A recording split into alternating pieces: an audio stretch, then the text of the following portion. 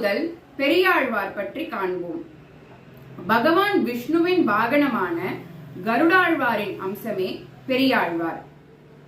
இவர் வைணவ அந்தன மரபில் வேயர் குலத்தில் ஆனி மாதம் சுவாதி நட்சத்திரத்தில் முகுந்த பட்டர் என்பவருக்கும் பதுமை நாச்சியார் என்பவருக்கும் தவப்புதல்வனாய் அவதரித்தார்.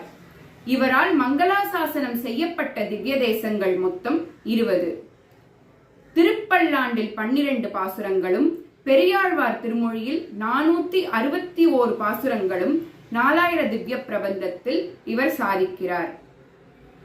விஷ்ணுவின் சித்தத்தினால் இவர் அவதரித்தமையால் விஷ்ணு சித்தர் என்று பெற்றோர் இவருக்கு பெயர் வைக்கின்றனர். இவர் வளர்ந்து பெருமாளுக்கு கைங்கரியம் செய்ய வேண்டும் என்று எண்ணுகிறார்.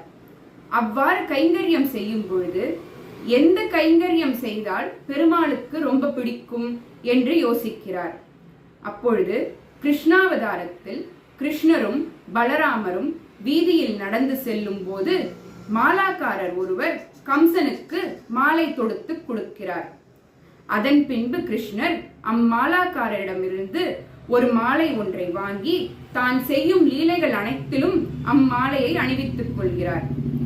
மாலை அணிவித்துக் கொள்வது கிருஷ்ணருக்கு ரொம்ப பிடிக்கும் என்று உணர்ந்த பெரியாழ்வார் தானும் அம்மாலையை அரங்கனுக்கு சாத்த வேண்டும் என்றெண்ணி ஸ்ரீவில்லிபுத்தூரில் வடபத்திர சாயியாய் சயனித்துக் கொண்டிருக்கும் எம்பெருமான் கோவில் அருகில் நந்தவனம் ஒன்று அமைக்கிறார். நந்தவனம் அமைத்து தினமும் மலர் கொய்து அதனை மாலையாக தொடுத்து அரங்கனுக்கு சூட்டுகிறார். இவ்வாறு தினமும் அவர் செய்து வருகிறார். அதனால் இவருக்கு மாலாக்காரர் என்ற ஒரு பெயரும் உண்டு. இவரை ஏன் பெரியாழ்வார் என்று கூறுகிறோம்?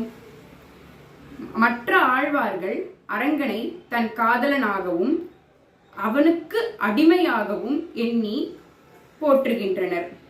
ஆனால் பெரியாழ்வாரோ யசோதை கிருஷ்ணருக்கு என்னவெல்லாம் தொண்டு செய்தாலோ அவை அனைத்தையும் நினைத்து நினைத்து தானும் கிருஷ்ணனுக்கு தினமும் பாலூட்டி சீராட்டி கொஞ்சி அள்ளி எடுத்து மகிழ்ந்து அனைத்து சேவைகளும் செய்கிறார்.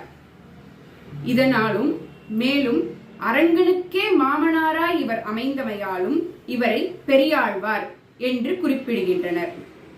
இவருக்கு கிழியறுத்தான் என்ற ஒரு பட்டப்பெயரும் உண்டு.